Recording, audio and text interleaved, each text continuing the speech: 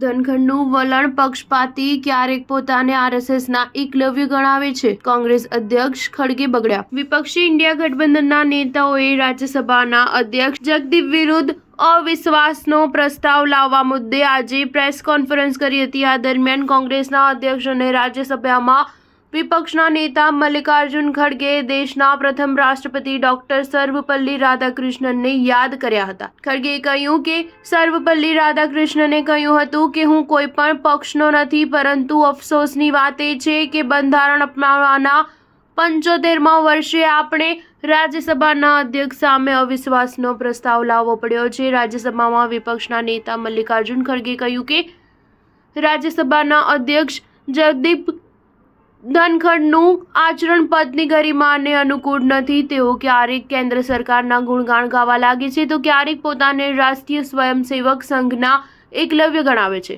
તેઓ વિરોધ પક્ષો સાથે પક્ષપાતી વ્યવહાર કરે છે. તેથી જ અમારે મજબૂરીમાં અવિશ્વાસનો પ્રસ્તાવ લાવવો પડ્યો છે. તેમણે કહ્યું કે વિપક્ષી નેતાઓને બોલવાથી ન અટકાવી શકાય. રાજ્યસભાના અધ્યક્ષ હોવા છતાં ગૃહમાં હોબાળો ચાલી રહ્યો છે. તેમના વર્તનથી દેશની ગરિમાને નુકસાન થયું. અમારી તેમની સાથે કોઈ ખાનગી દુશ્મની નથી. આજના સમયમાં ગૃહમાં વધુ રાજકારણ રમાઈ રહ્યું છે. સભાપતિએ નિષ્પક્ષ રહેવું જોઈએ. ધનખડ સરકારના પ્રવક્તા બની ગયા છે. સ્ટાર ન્યૂઝ 7 હંમેશા સચ્ચાઈની સાથે.